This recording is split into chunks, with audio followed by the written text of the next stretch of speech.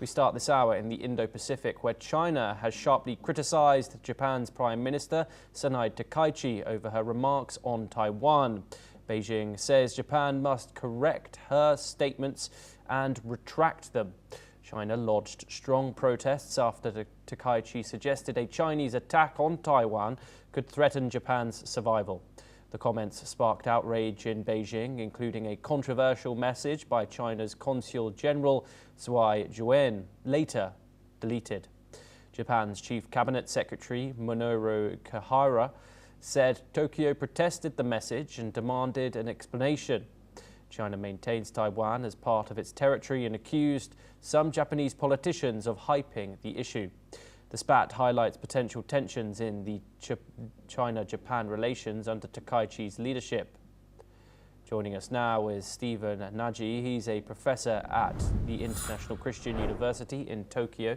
He joins us to discuss this. Stephen, thank you very much for joining us here. Of course, we saw nothing but smiles between President Xi and Prime Minister Takaichi in South Korea. However, that seems to have all fallen apart. Could you give us a bit of a rundown in what is going on between Beijing and Tokyo at this current moment? So thank you again for having me. Beijing is very concerned about Prime Minister Takaichi Sanae and her track record of having a strong stance vis-a-vis China. They would call her a China hawk. I think most analysts would call her a China realist. She has formed her view about China based on the increase of defense military spending by China, which is about 10% year on year for the past 20 years. And she's formed her view about Taiwan and peace and stability across the Taiwan Straits based on the increased frequency of military drills by China in and around Taiwan, and comments about a forced reunification of Taiwan in the case of a peaceful unification not happening. In the broader context, I think we should understand that Taiwan is not just Japan's security issue. It's an issue that I think many countries face in and around the sea lines of communication of Taiwan. About $2.3 trillion of trade goes on. It's also the center of semiconductor productions, and if this system breaks down in the context of some kind of conflict between mainland China and Taiwan, this would have not only regional repercussions or repercussions on Japan, but global repercussions on the global economy. So when Prime Minister Takaichi is saying what happens to Taiwan matters to Japan, I think this is brain surgery.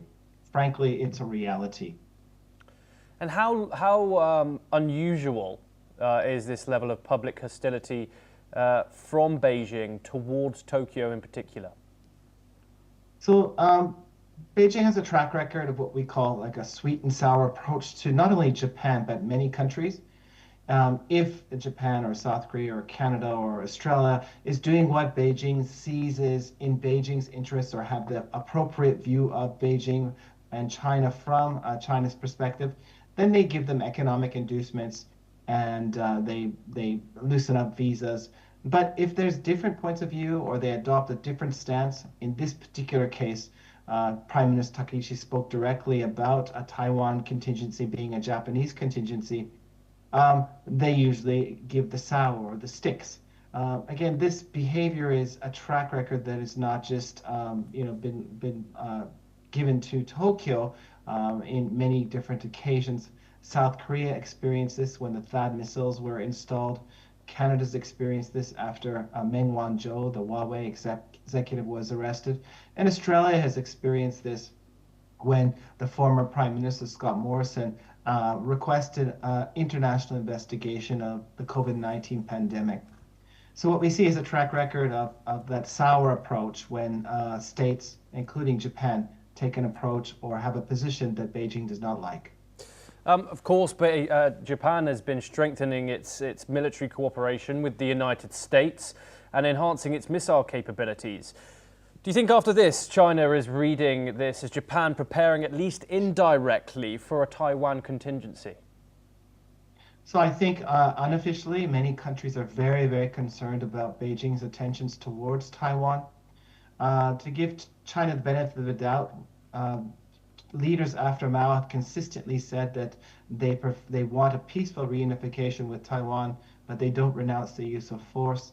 But the increased frequency of military drills in and around Taiwan, the disinformation, cybersecurity attacks, and other forms of interference in Taiwan's domestic politics all raise concerns about potential conflict across the Taiwan Straits and what this would mean for the global economy. Again, I don't think, and I think most analysts believe that a conflict across the Taiwan Straits would be a short conflict. It would probably make the Ukraine conflict look quite small, having devastating economic impacts. To give your viewers a picture, by some estimates, we expect about 10% of global GDP would be affected by a conflict across the Taiwan Straits, and that's up to 8 to 9 trillion US dollars. So what happens to Taiwan matters to many countries in the global economy, and this is why increasingly we call it an international public good. Some brilliant analysis there. Thank you very much, Stephen Nagy, for joining us here on NewsX World. It's a pleasure to have you. Thank you. We now move on, and China's foreign ministry has hit back at the G7. Beijing says the group should